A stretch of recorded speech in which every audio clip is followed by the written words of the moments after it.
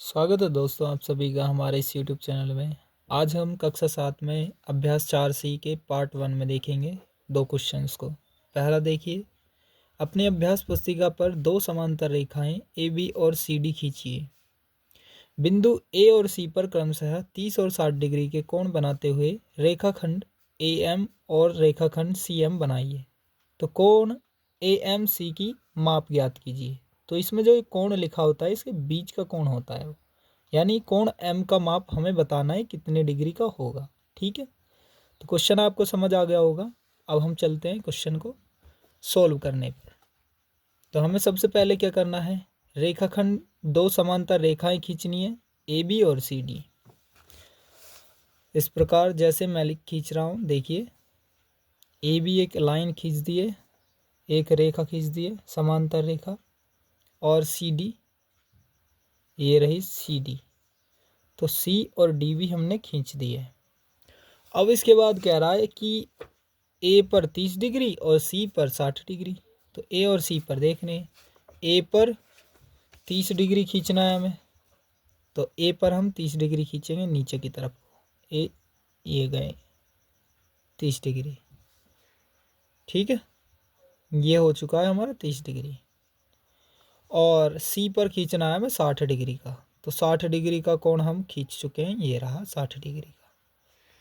तो 60 डिग्री का हमने कोण खींच दिया है इस तरह से, ये रहा 60 डिग्री का कोण।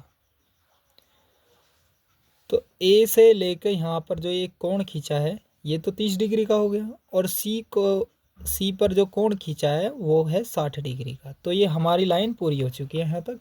अब हम बढ़ते हैं आगे। रेखाखंड AM और CM बनाइए। तो रेखाखंड AMCM, तो M यहाँ पॉइंट दे देते हैं, एक बिंदु M का निशान।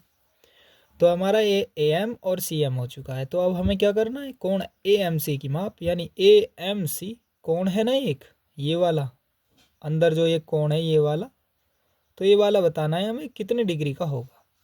तो ये सभी आपको दिख रहा होगा। ये इस तरह से देखिए, ये एक समकोण डिग्री बैठ रहा है। समकोण कितना है, 90 डिग्री का होता है समकोण। समकोण ये आपको पिछली क्लासेज में करा दिया गया है कि समकोण 90 डिग्री का होता है, 90 डिग्री का। तो कोण AMC की माप क्या होगी, 90 डिग्री होगी।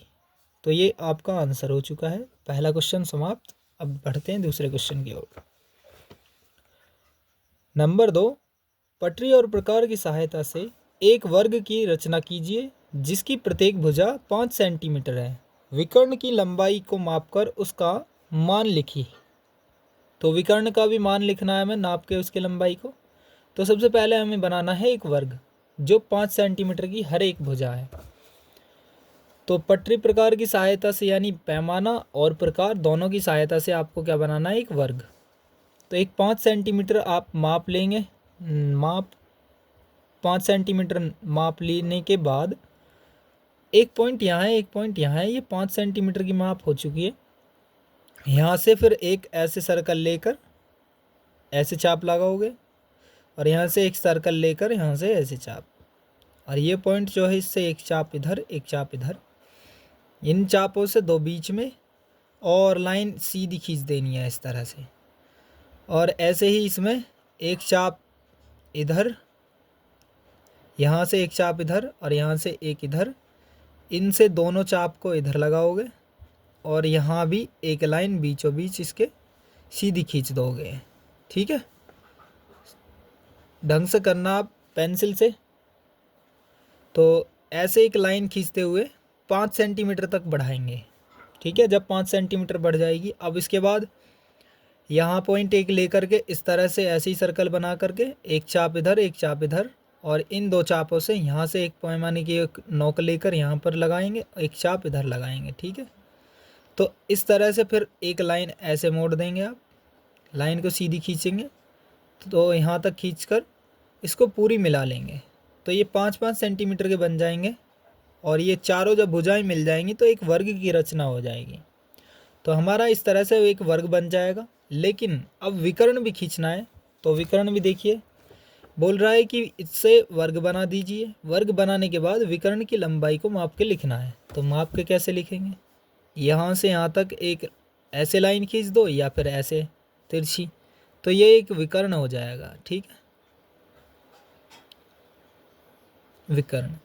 यहाँ से यहाँ तक जब लंबाई नापोगे तो आप 7.1 के समथिंग में आएगी। ठीक है, पाइथागोरस थ्योरम के द्वारा भी आप कर सकते हो इसको। तो इसकी विकर्ण की लंबाई क्या हो जाएगी, विकर्ण की लंबाई, तो विकर्ण की लंबाई क्या हो जाएगी, 7.1 सेंटीमीटर। तो ये इसका आंसर हो चुका है। मिलते हैं नेक्स्ट पार्ट में। आप सभी अपने दोस्तों को इस वीडियो को भेज दीजिए, शेयर कीजिए ज़्यादा से ज़्यादा, और पार्ट 2 के लिए कमेंट कीजिए।